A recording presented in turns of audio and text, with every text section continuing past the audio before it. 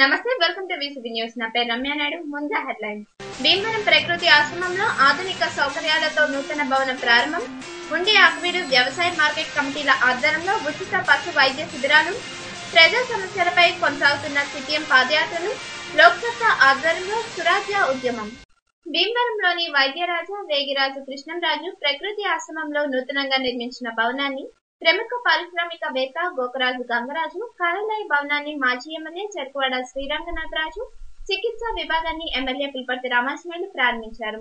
వివిధ విభాగాలను గోకరాజు లైలావతి, గ్రంథి వెంకటేశ్వరరావు, బబ్బిశెట్టి కనకరాజు, నల్లపరాజు బంగారాజు ప్రారంభించారు. ఈ సందర్భంగా జరిగిన కార్యక్రమంలో అతిథులు మాట్లాడుతూ తాతల నాటి నుండి వస్తున్న ప్రకృతి వైద్యాన్ని కొనసాగిస్తూ భీమవరం పట్టణానికి దేశవ్యాప్తంగా ఖ్యాతి తీసుకువస్తున్న డాక్టర్ వేగిరాజు గోపాలరాజు, శ్రీదేవి దంపతులు అభినందనీయులని అన్నారు. ఈ కార్యక్రమంలో గోకరాజు మురళీ రంగరాజు, గోకరాజు రామరాజు, కేఎస్ రాజు, డాక్టర్ వేగిరాజు రామకృష్ణరాజు, కేకేఆర్ గాంధీరాజు, గాదిరాజ్ బాబు, యూకే విశ్వనాథ్ రాజుతో పాటు పలువురు ప్రముఖులు పాల్గొన్నారు.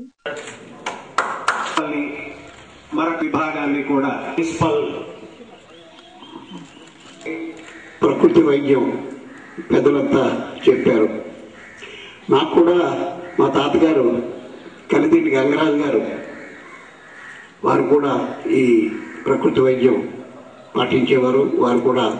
వారు సహాయ సహకారాలు, వారి సలహాలు కూడా కృష్ణరాజు గారికి ఇస్తూ ఇక్కడ పాటించే విధానం చాలా గొప్ప విధానం అని నేను భావిస్తున్నాను.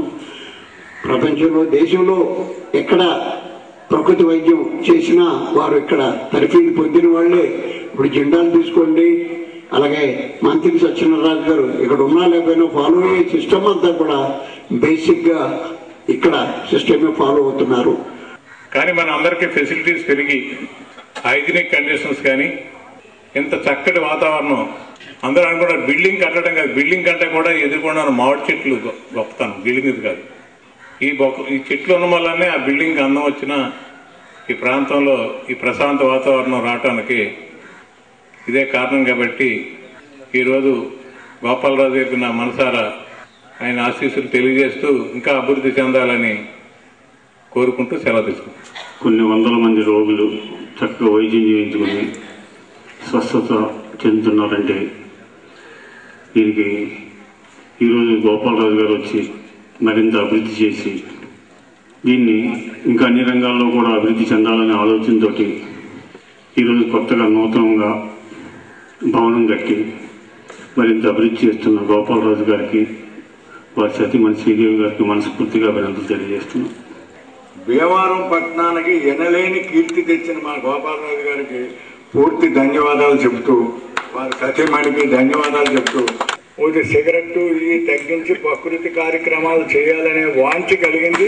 దానికి మీరు పూర్తి సహకారం చేయాలని డాక్టర్ గారిని కోరుకుంటూ సెలవు. అనేక ఆటుపోట్లు వచ్చినా తట్టుకుని ఈ రోజున మా తండ్రి గారి తర్వాత మరింత పెద్ద హాస్పిటల్ నిర్మాణం చేయటం అతను మనసారా అభినందిస్తూ, చిరకాలం జీవించాలి అంటే ప్రకృతి ధర్మాలను అనుసరించక తప్పదు.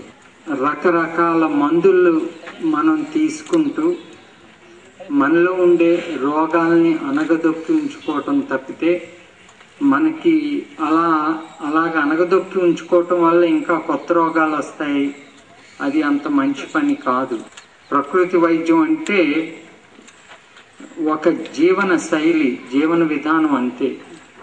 అంటే ఈ వైద్య విధానంలో కొంచెం మోడర్నైజ్ చేసి కొద్దిగా అడ్వాన్స్డ్ టెక్నాలజీని వీటిలన్నిటిని యూజ్ చేసుకుంటూ ఈరోజు పెద్ద హాస్పిటల్ని మేము నిర్మించడం జరిగింది.